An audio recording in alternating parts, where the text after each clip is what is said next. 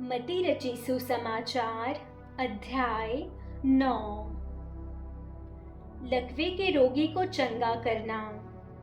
फिर वह नाव पर चढ़कर पार गया और अपने नगर में आया, और देखो, कई लोग लकवे के एक रोगी को खाट पर रखकर उसके पास लाए।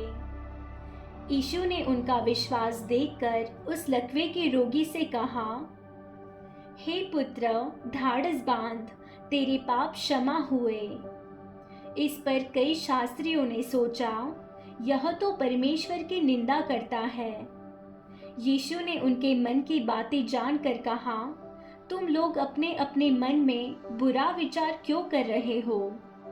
सहज क्या है, यह कहना कि तेरे पाप क्षमा हुए, या यह कहना, उठ और चल फिर? परंतु इसलिए कि तुम जान लो कि मनुष्य के पुत्र को पृथ्वी पर पाप क्षमा करने का अधिकार है। तब उसने लकवे के रोगी से कहा, उठ, अपनी खाट उठा और अपने घर चला जा। वह उठकर अपने घर चला गया। लोग यह देखकर डर गए और परमेश्वर की महिमा करने लगे, जिसने मनुष्यों को ऐसा अधिकार दिया है। मती का बुलाया जाना। वहां से आगे बढ़कर यीशु ने मती नामक एक मनुष्य को महसूल की चौकी पर बैठे देखा और उससे कहा, मेरे पीछे हो ले। वह उठकर उसके पीछे हो लिया। जब वह घर में भोजन करने के लिए बैठा, तो बहुत से महसूल लेने वाले और पापी आकर यीशु और उसके चेलों के साथ खाने बैठे। यह देखकर फरीसियों ने उसके चेलों से कहा, तुम्हारा गुरु महसूल लेने वालों और पापियों के साथ क्यों खाता है? यह सुनकर यीशु ने उनसे कहा, वेद भले चंगों के लिए नहीं, परंतु बीमारों के लिए आवश्यक है। इसलिए तुम जाकर इसका अर्थ सीख लो। मैं बलिदान नहीं, परंतु दया चाहता हूँ, क्योंकि मैं धर्मियों को नहीं, परंतु पापियों को बुलाने आया हूँ। उपवास का प्रश्न।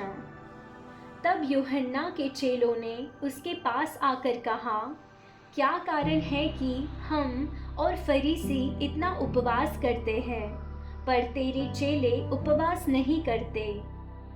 यीशु ने उनसे कहा, क्या बराती जब तक दूल्हा उनके साथ है शोक कर सकते हैं? पर वे दिन आएंगे जब दूल्हा उनसे अलग किया जाएगा, उस समय वे उपवास करेंगे। कोरे कपड़े का पैबंद पुराने वस्त्र पर कोई नहीं लगाता, क्योंकि वह पैबंद उस वस्त्र से कुछ और खींच लेता है और वह अधिक फट जाता है। और लोग नया दाखरस पुरानी मशकों में नहीं भरते हैं, क्योंकि ऐसा करने से मशकें फट जाती हैं और दाखरस बह जाता है और मशकें नष्ट हो जाती हैं। परंतु नया दाखरस नई मशकों में भरते हैं और वे दोनों बचे रहते हैं। मृत लड़की और बीमार स्त्री। वह उनसे ये बातें कह ही रहा था कि देखो, एक सरदार ने आकर उसे प्रणाम किया और कहा, मेरी पुत्री अभी मरी है, परंतु चलकर अपना हाथ उस पर रख तो वह जीवित हो जाएगी। यीशु उठकर अपने चेलों समेत उसके पीछे हो लिया। और देखो, एक स्त्री ने, जिसको 12 वर्ष से लहू बहने का रोग था, पीछे से आकर उसके वस्त्र के आंचल को छू लिया, क्योंकि वह अपने मन में कहती थी, यदि मैं उसके वस्त्र ही को छू लूंगी तो चंगी हो जाऊंगी। यीशु ने फिरकर उसे देखा और कहा, पुत्री, ढाढ़स बांध, तेरे विश्वास ने तुझे चंगा किया है।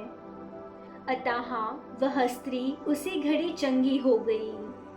जब यीशु उस सरदार के घर में पहुंचा और बांसुरी बजाने वालों और भीड़ को हुल्लड़ मचाते देखा, तब कहा, हट जाओ, लड़की मरी नहीं पर सोती है। इस पर वे उसकी हंसी करने लगे।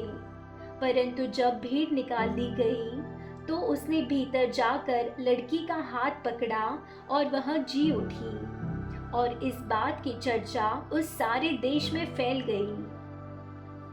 दो अंधों को दृष्टिदान।